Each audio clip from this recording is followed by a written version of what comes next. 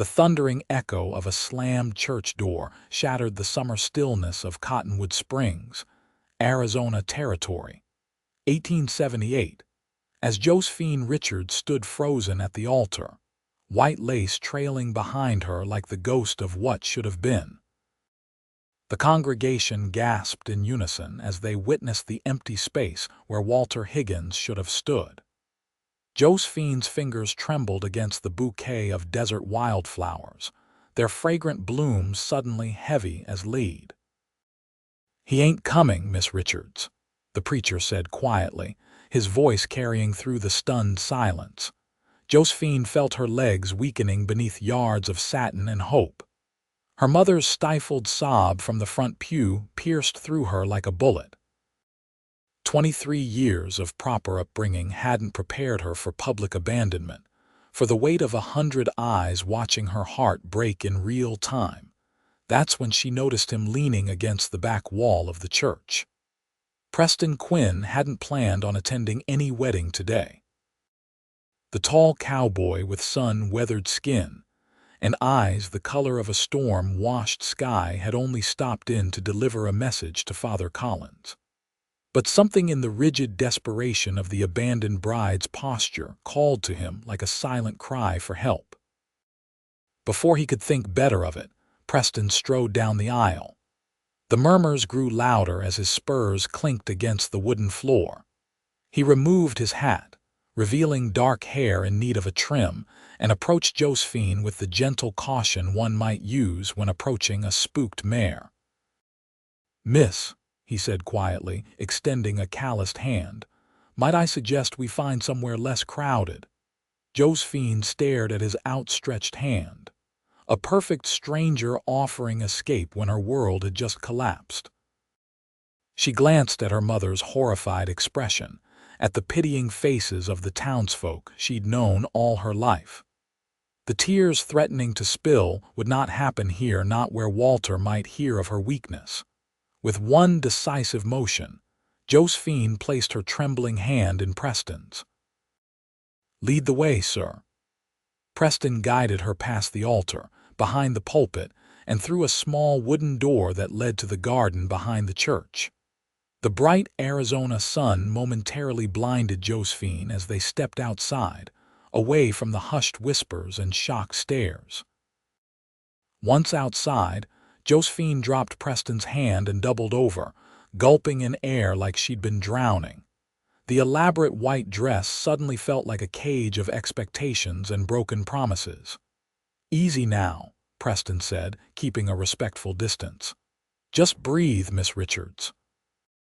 "How do you know my name?" she managed between ragged breaths. Hard not to when the whole town's been talking about Walter Higgins marrying the schoolteacher. Josephine let out a laugh that sounded more like a sob. "Well, they can find something new to talk about now, can't they?" Preston watched her carefully. "Walter Higgins is a damn fool. Please don't." Josephine straightened, pulling together dignity from some hidden reserve. "I don't need pity, Mr. Quinn, Preston Quinn, and it ain't pity to state facts, madam." For the first time, Josephine truly looked at the man who'd rescued her from public humiliation. Tall and lean, with a quiet strength in his stance. His clothes were simple, but clean, a far cry from Walter's fancy Eastern suits. The gun on his hip spoke of capability, but his eyes held something else, kindness, perhaps. "Why did you help me, Mr. Quinn?" Preston shifted uncomfortably. "No one deserves to be stranded like that. Seemed like you could use a friend. Are we friends, then?"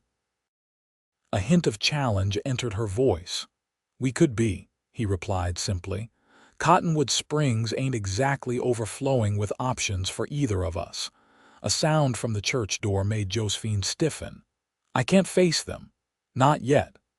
Preston nodded toward a chestnut mare tethered nearby. "My horse can carry us both for a spell, if you'd like to disappear for a bit." Josephine glanced down at her elaborate wedding gown.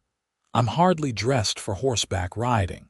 Seems to me that dress has already failed its intended purpose. Might as well put it to better use."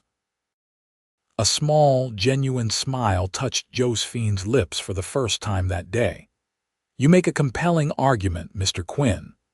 Preston helped her gather the voluminous skirts, then lifted her onto his horse before swinging up behind her. They rode away from the church, the sound of approaching voices fading behind them. Josephine didn't look back. They rode in silence, the desert landscape stretching around them in a tapestry of reds, browns, and the occasional splash of wildflower purple. Josephine's thoughts tumbled over each other like stones in a flash flood. 6 months of courtship erased in a moment of abandonment. Walter had seemed so perfect, educated, ambitious, with promises of a comfortable life in his family's shipping business back east. "Where are we going?" she finally asked. "There's a spot by the creek where I sometimes go to think. Figured you might need some thinking space yourself." The creek appeared like a mirage, a ribbon of silver cutting through the harsh landscape, shaded by cottonwoods that gave the town its name. Preston helped her down and respectfully stepped back, allowing her the dignity of privacy. Josephine stood at the water's edge, watching her reflection waver in the gentle current. The elaborate hairstyle her mother had spent hours on was coming undone, tendrils escaping like her former plans. "I should be halfway to our wedding luncheon by now," she said without turning. "Shame to waste good food," Preston replied, settling against a tree trunk. "That's what you think of, the food?" Josephine turned, incredulous. Preston shrugged. "Better than thinking about a man who'd leave someone like you standing alone." "Someone like me," she repeated flatly. "You don't know me, Mr. Quinn. I know you teach at the schoolhouse. I know you stood up to Mayor Phillips when he wanted to cut funding for books. I know you stayed up 3 nights straight when little Tommy Jenkins had scarlet fever." At her surprised look, he added, "It's a small town, Miss Richards. And what do people know about you, Mr. Quinn?" A shadow crossed his face. "Nothing worth repeating." Josephine studied him, her teacher's instinct recognizing there was more beneath the surface. "You work at the Diamond K Ranch, head wrangler. Been there 5 years now. You're not from around here originally." Preston's lips quirked into a half-smile. "That's not a question." "It wasn't meant to be. Your accent has hints of Texas, perhaps with some time spent further north." "School teachers," he muttered, but there was no malice in it. "You're right enough. Born in Texas, drifted through Wyoming and Colorado before settling here." Josephine nodded, then suddenly seemed to remember her situation. She looked down at her wedding dress, now dust-stained and torn at the hem. "My mother will never forgive me for ruining this dress. Seems to me the dress was already ruined the moment Walter didn't show." She laughed suddenly, surprising herself. "You have a rather direct way of speaking, Mr. Quinn." "Preston," he corrected, "and life's too short for dancing around truths." "Preston," she tested the name. "I suppose if you've seen me being jilted and then rescued me, we can dispense with some formalities. You may call me Josephine." They sat in companionable silence, listening to the creek's gentle music and the distant call of birds. For Josephine, the peace was unexpected. She should be devastated, and part of her was, but another part felt strangely free. "What will you do now?" Preston finally asked. Josephine sighed. "Face the music eventually, continue teaching, somehow survive being the talk of Cottonwood Springs for the next decade. Town gossip has a short memory. Something new will come along. Like the school teacher riding off with a cowboy on her wedding day." There was a hint of mischief in her voice that surprised them both. Preston chuckled. "That ought to keep them busy for a while." The sun began its descent toward the horizon, painting the landscape in golden hues. Josephine realized with a start that hours had passed. "I should get back," she said reluctantly. "My parents will be worried sick." Preston nodded and stood, brushing dust from his pants. "I reckon they will be." As they rode back toward town, Josephine found herself wondering what awaited her there. Pity, scandal, the small-town curiosity that could either embrace or ostracize. "Preston," she said suddenly, "thank you. Not everyone would have done what you did today." "Anyone decent would have," he replied, but there was warmth in his voice. When they reached the edge of town, Preston stopped. "Might be better if I don't take you all the way home. People talk." Josephine nodded in understanding. "Will I see you again?" "Cottonwood Springs ain't that big," he replied with a small smile. "But I reckon I could find a reason to pass by the schoolhouse sometime." That evening, Josephine faced her parents' mixture of concern and disapproval with a newfound strength. Her mother fretted over the ruined dress while her father paced, alternating between cursing Walter Higgins and worrying about Josephine's reputation. "And who was that man who led you out?" her mother demanded. Margaret Wilson said she recognized him as one of the Diamond K Cowboys. "Josephine, what were you thinking?" "I was thinking I couldn't bear another moment of being stared at like some tragic spectacle," Josephine replied calmly. "Mr. Quinn was kind enough to offer an escape." "Kind," her father scoffed. "Cowboys aren't known for kindness without motive, Josephine." "Father," Josephine said with newfound firmness, "today I was abandoned by the man you both approved of so heartily. Perhaps your judgment of character isn't as sound as we all believed." The stunned silence that followed gave Josephine a small measure of satisfaction. She excused herself and retreated to her bedroom, where she carefully removed the wedding dress, folded it away, and stared out her window at the stars scattered across the desert sky. Monday morning arrived with cruel swiftness. Josephine stood before her class of 12 students, ranging from 6 to 14 years old, feeling their curious gazes. News traveled fast in Cottonwood Springs. "Miss Richards," little Emma Parker ventured during arithmetic, "my mama said you almost got married on Saturday." Josephine took a deep breath. "That's correct, Emma. But you didn't?" "No, I didn't." "Was you sad?" Emma persisted, her freckled face scrunched with concern. Josephine considered her answer carefully. "I was disappointed, yes. But sometimes what seems like an ending is actually a beginning of something else. Like when we thought our cat Whiskers died, but he was just hiding in the barn for 3 days," offered Billy Thompson from the back row. Laughter rippled through the classroom, and Josephine found herself joining in. "Not quite the same, Billy, but I appreciate the sentiment." After school, as Josephine was erasing the chalkboard, a shadow fell across the doorway. She turned to find Preston leaning against the frame, hat in hand. "Mr. Quinn," she said, surprised. "What brings you to the schoolhouse?" "Thought I'd check how your first day back was treating you," he replied, stepping inside but keeping a respectful distance. Josephine smiled. "Better than expected. Children have a wonderful way of cutting through pretense." "That they do," Preston agreed. "And the adults? Mrs. Abernathy crossed the street to avoid me this morning, and Mr. Turner at the general store suddenly found his inventory fascinating when I entered. But I survived." Preston nodded. "Give it time." Josephine set down the eraser and dusted her hands. "Was there something else, Mr. Quinn?" "Preston," he reminded her. "And yes, the ranch foreman's wife is having a birthday gathering this Saturday. Simple affair, just food and maybe some music, I thought. That is, if you wanted to attend. Might give folks something new to talk about."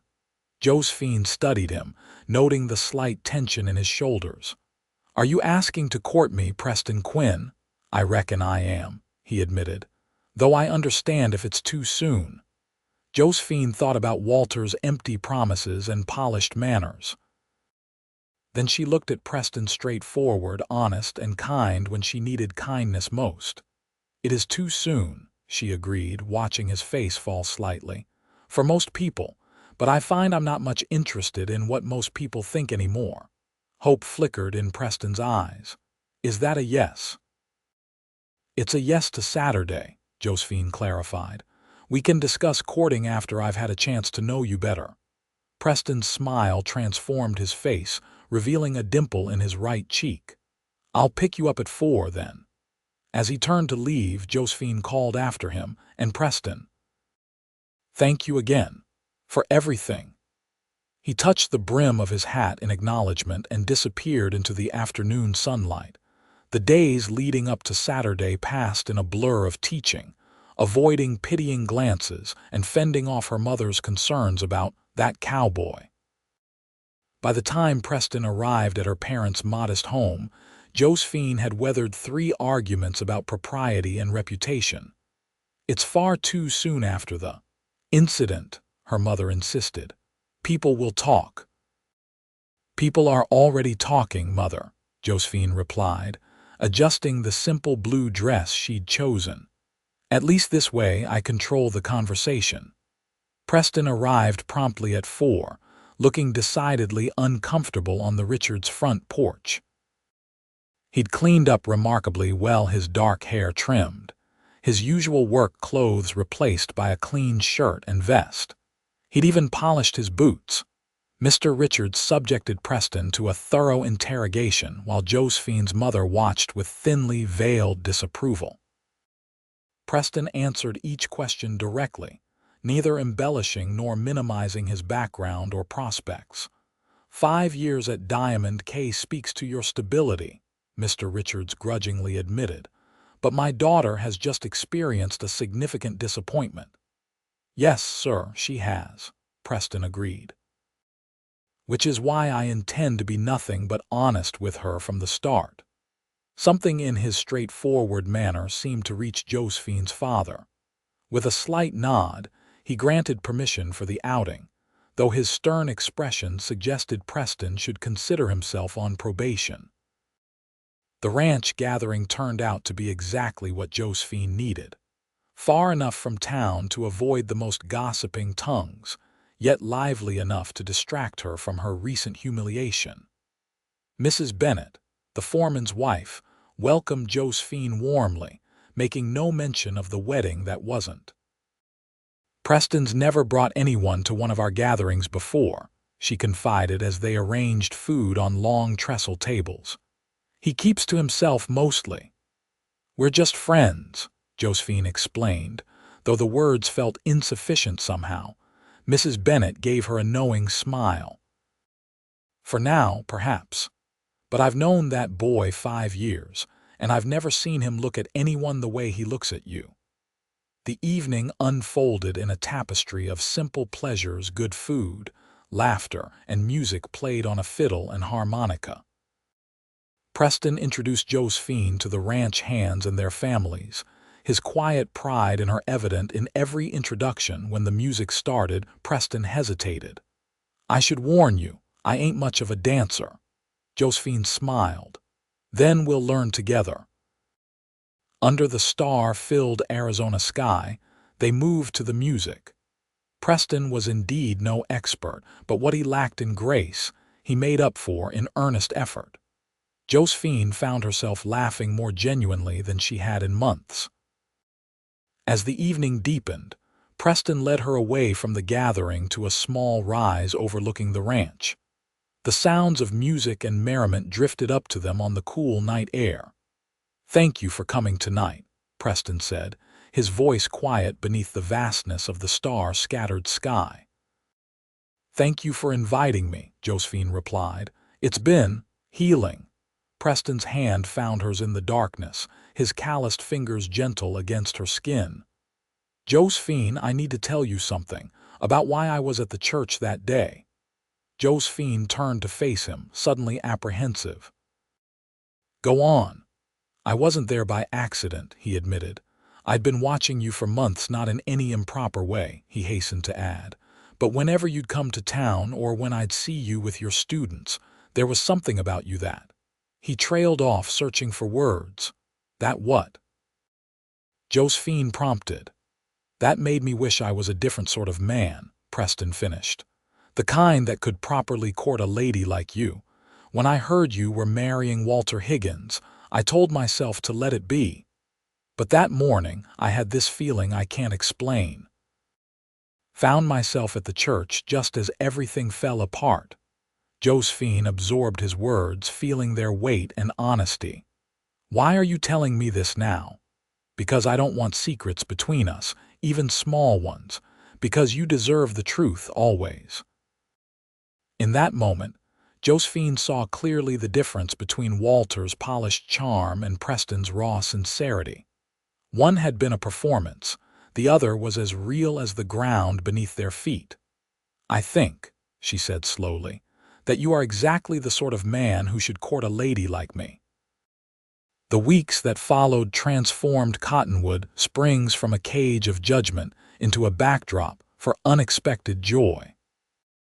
Preston called on Josephine regularly, sometimes just to walk her home from school, other times for carefully planned outings that showed her sides of the territory she'd never experienced despite living there all her life.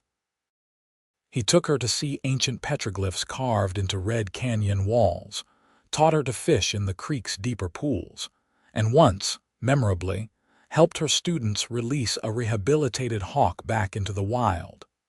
Through his eyes, the harsh landscape revealed its hidden beauty. The town's gossip gradually shifted. Walter Higgins faded from conversation, especially after news arrived that he'd hastily married a Boston shipping magnate's daughter. Some still whispered about propriety and hasty attachments, but increasingly, people remarked on how well suited the schoolteacher and the cowboy seemed. "He's different when he's with you," Mrs. Bennett told Josephine during a church social in late August. "More at peace." Josephine had noticed it too, how Preston's vigilant watchfulness eased in her presence, how genuine laughter came more readily to him now. For her part, Josephine discovered aspects of herself long buried under the weight of expectations. She learned she enjoyed the freedom of riding astride rather than side saddle when they ventured far from town.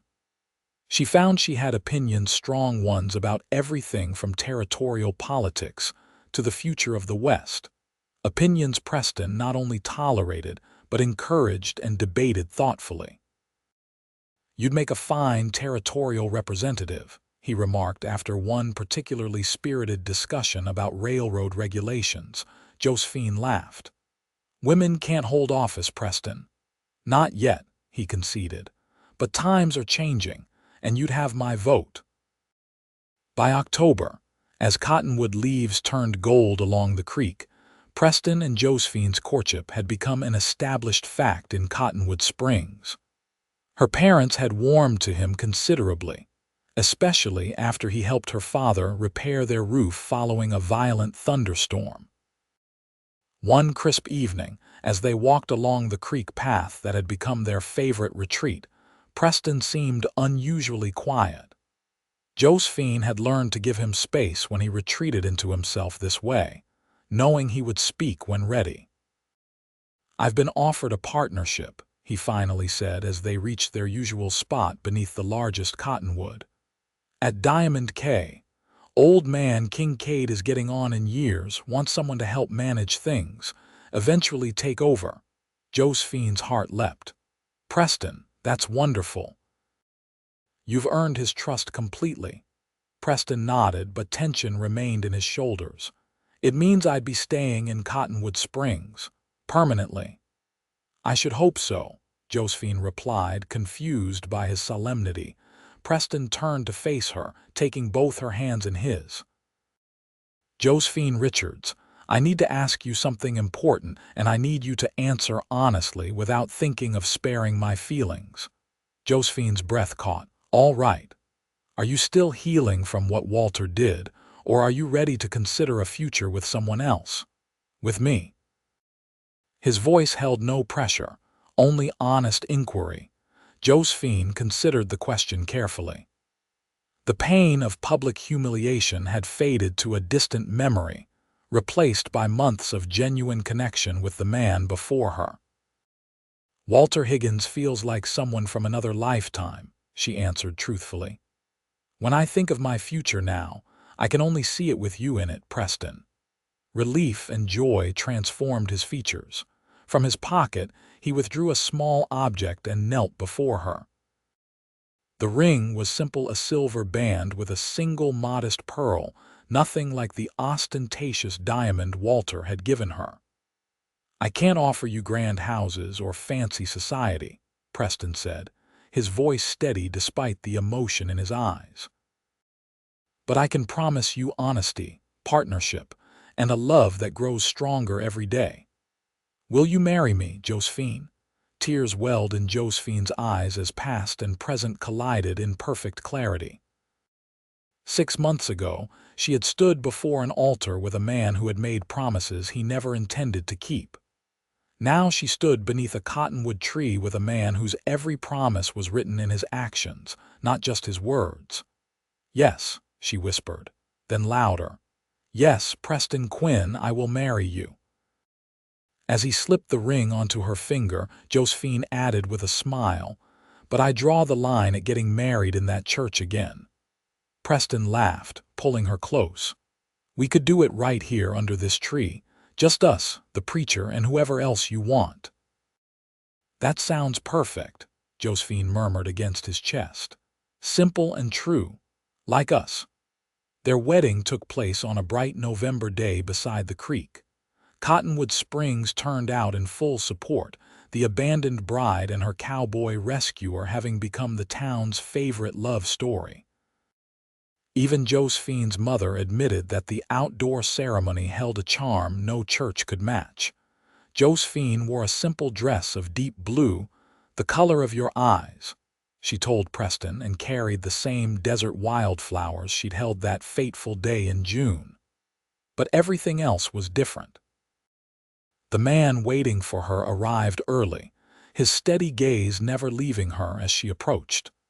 The vows they exchanged were their own, written together over evenings by lamplight. And when the preacher pronounced them husband and wife, Preston didn't hesitate to seal their union with a kiss that promised everything that lay ahead: partnership, respect, and a love built on the firmest foundation of all, the truth of who they were together. As the celebration continued around them, Preston pulled Josephine aside, tucking a stray curl behind her ear. "Mrs. Quinn," he said softly, testing the new name. "Yes, Mr. Quinn," she replied, eyes sparkling. "I was just thinking about that church door I led you through." "Best impulsive decision I ever made," Josephine laughed, the sound carrying across the creek water. "For a man who claims he doesn't dance well, you certainly knew the right steps that day." "I knew the right partner," Preston corrected, pulling her close. "Everything else was just following your lead." As sunset painted the desert in golds and crimsons, Josephine reflected on how endings and beginnings were often the same moment viewed from different perspectives.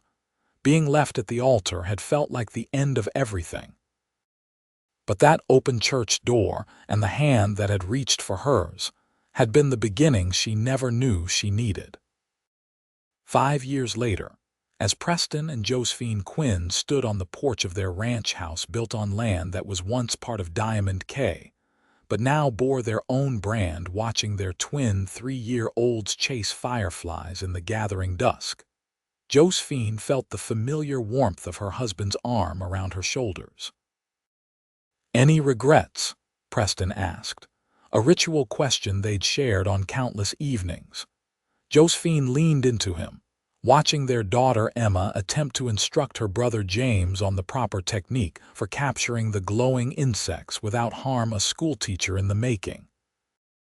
"Only that we can't bottle this moment and keep it forever," she replied, placing a hand over his. Preston kissed her temple. "We don't need to. We're making more just like it every day." And as stars appeared above the land they both loved, Josephine Quinn said a silent thank you for unanswered prayers, closed doors, and the unexpected pathways that lead exactly where we're meant to be.